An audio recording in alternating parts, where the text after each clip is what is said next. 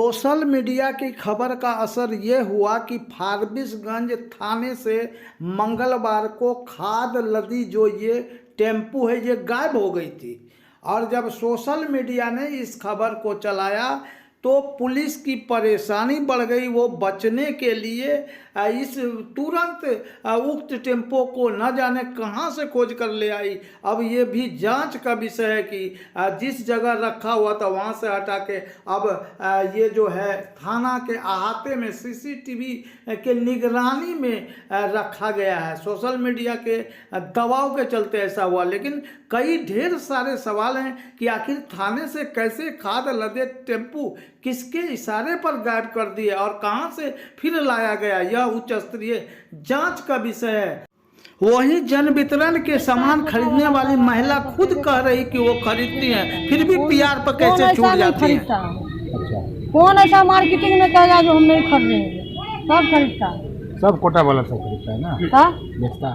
वहीं मंगलवार को जो 2 ट्रक पकड़ा गया था खाद और 1 टेम्पू, इस मामले में आज दूसरे दिन भी दिन भर रात तक देर रात तक हाई प्रोफाइल ड्रामा चलता रहा। इस मामले में देर रात तक प्राथमिकी दर्ज नहीं की जा सकी है। अलबत्ता सुबह से उक्त पकड़े गए जो खाद हैं यह डीलरों को बांटे गए। कृषि विभाग के पदाधिकारी थाने में जमे रहे, फारबिसगंज थाने में जमे रहे, लेकिन आखिर प्राथमिकी में विलंब क्यों हो रहा है इसका कारण सब समझ रहे हैं। तो देर से मिला न्याय कोई न्याय नहीं होता, उसी तरह प्राथमिकी में विलंब हो रहा है, इसका मतलब देयर इज समथिंग रॉन्ग और अधिकारी भी समझ रहे हैं। तो हाई प्रोफाइल ड्रामा के मामले में कल ही सत्य से लबरेज ने खुलासा किया था कि पैसे की पहचान यहाँ, इंसान की कीमत कुछ भी नहीं। तो कानून का गला घोंटा जा रहा है। यहाँ फारबिसगंज थाने में जो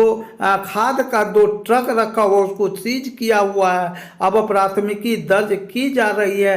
अंदर काने खबर है कि कुछ न कुछ हो रहा है। जहाँ तक जानकारी सत्य से लबरेज के पास है तो 1 प्राथमिकी दर्ज हो रही है।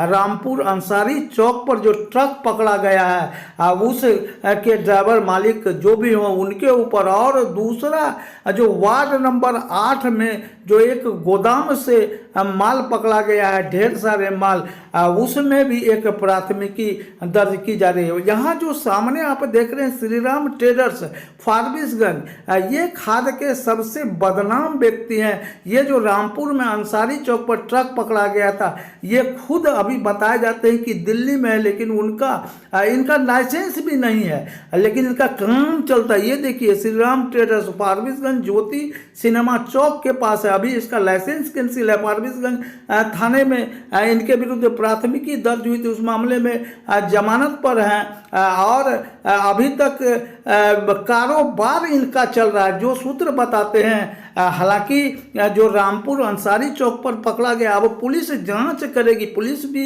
अनौपचारिक रूप से कहती है कि आखिर उस ट्रक से जो माल उतारा जा रहा था, कहां कहां माल उतारा गया है, उसकी जांच होगी। लेकिन जांच सवाल है, प्राथमिकी में जो विलंब हो रहा है, इस कृषि पदाधिकारी के जो भूमिका है उसको लेकर संदेह पर के बादल मंडराने लगे हैं। तरह तरह की अटकलों का बाजार गर्म है कि आखिर किसानों को जो खाद नहीं मिलता, अचानक से इतने बड़े पैमाने पर जो पश्चिम बंगाल के सिलीगुड़ी से और अन्य जगहों से जो खाद आ रहे हैं, कैसे आ रहे हैं और पकड़े जा रहे हैं, तो फिर त्वरित कार्रवाई नहीं हो रही है। 7AC का मुकदमा नहीं हो रहा है। उन लोगों के विरुद्ध भी मुकदमा होना चाहिए, खासकर श्रीराम ट्रेडर्स जिसका कि माल अंसारी चौक पर, इनके गोदाम भी कल नहीं खोले गए।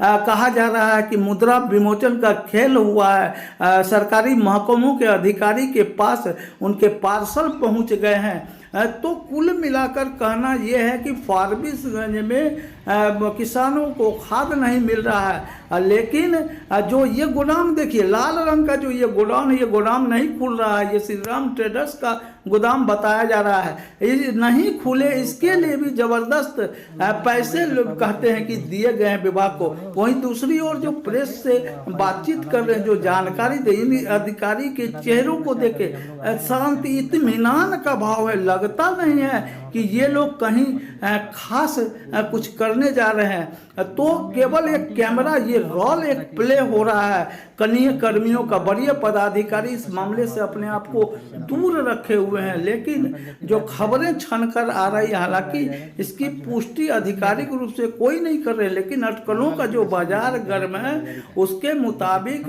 ये जो माल पकड़ा गया है, ये माल ये भाड़े पर दिया गया था इस गोदाम को, और उस पर एक मुकदमा, देखिए ढेर सारे माल पकड़े गए, किसान त्राहिमाम कर रहे हैं, अधिकारी पकड़ लिए माल को, लेकिन अब उनको कुछ जानकारी नहीं है और बता नहीं रहे हैं आधिकारिक रूप से।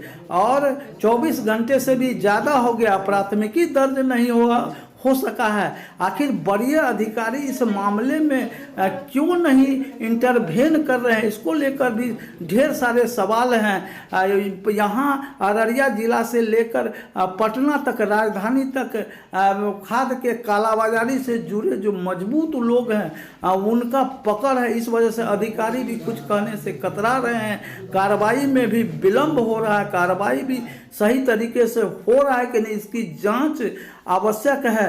श्री राम ट्रेडर्स की भूमिका की जांच जरूरी है। सबसे लवरेज के लिए मैं प्रदीप शाह।